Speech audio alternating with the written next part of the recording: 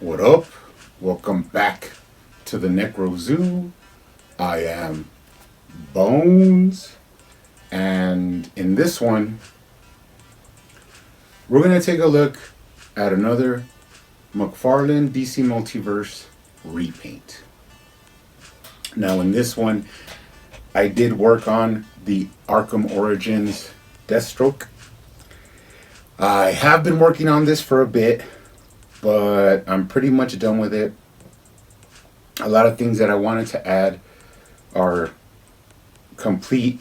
So let's go ahead and take a look at it. Now, of course, you do have the original unaltered version, which once I started repainting it, I started noticing that it has a lot of just uh, like the blue side is just has parts that are not painted.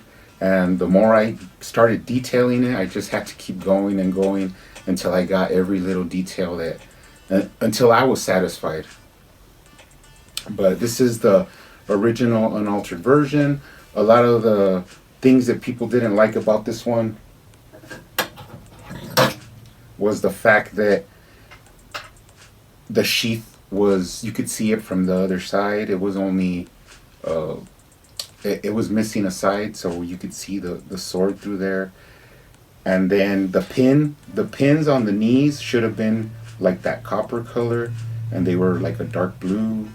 Of course, the gun was molded in the holster on his right side. So those were just a couple of little nitpicks that people had. Plus, he didn't come with any other weapons like a machine gun or his bow staff. So now we get into my version, which I pretty much try to fix as much of the things as I could. But let's get down into detail and see what I actually did. So first off, on the head, I actually bored out a little bit of the neck hole with my Dremel, which gave me a little bit more articulation where he could look pretty much straight up. So that was the first thing I did. And then I started painting them. Now, I didn't have a problem with the like copperish orange that they use. I actually liked that. But once I started hitting it with that metallic blue on the other side, it just started fitting in. Now, I didn't want to paint the whole figure that metallic blue, so I pretty much only did the armor plating. And then whenever I saw separation into another part, I just left it, and then later on, I went back and hit it with like a navy blue, like a midnight blue, just to differentiate it from the actual metallic armor. That's why I did that. Then once I separated all that, I started getting into parts where I didn't know what color to paint it, so I added some glossy black. On the back of the head, I actually painted in some of the little gears that go on the back of the helmet or the mask. Then I did give him a bow staff that I took from the DC Universe Classics Deathstroke, but actually I have like 4 or 5 of them from over the years, so it was no biggie to give him one. And then I actually fixed the sword sheath, and I didn't know how I was gonna do it at first, so I like cut the peg off. But then that actually helped me, because what I ended up doing was I had like an old cape, like a Batman cape, and it was kind of like pleather on one side and then cloth on the inside. And I actually glued it with the sword like inside, so that gave it like enough space. Once I glued all the edges around it, that gave it enough space to actually like go in and out, which came out good. And then the little added thickness meant that I didn't actually need the peg anymore, because it's kind of tight. It like, you have to like really stick it in there, and once it's there, it won't move without, putting force into it. So all that came out pretty good. I actually bored out the old gun and then added like a round piece in the back to make it a holster again. And then I ordered him some gun randomly online, and then I made it where it was removable, so you can actually take the gun out, which was what a lot of people didn't like about it. And then I actually added a little bit of accents to the gun.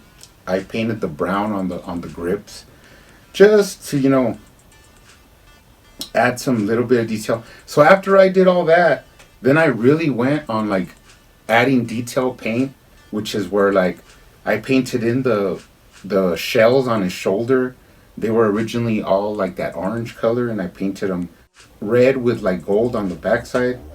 Tons and tons of like little silver accents that I added like all over it. You just have to look at it and check it out. There was one part on the rib cage that was unpainted, and I painted that in.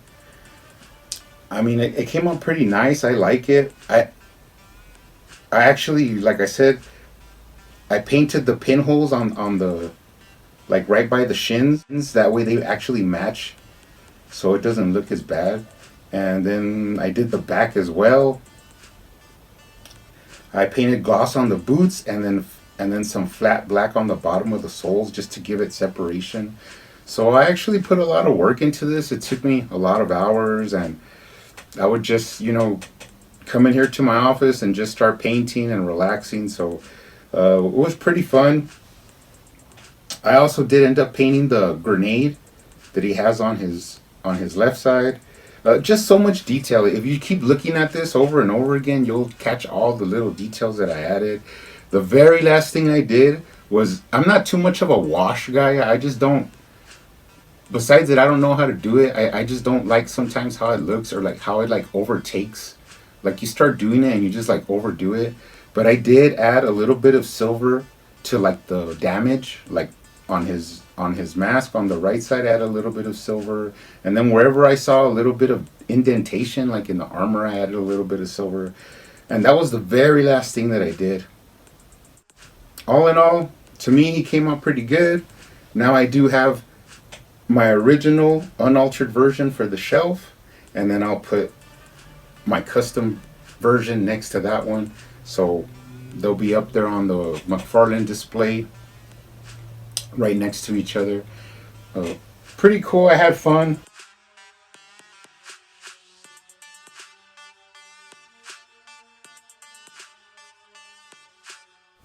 That's pretty much it. If you have any questions or on stuff I did, uh, comment down below. Stay safe out there. Keep collecting. And I will see you on the next one.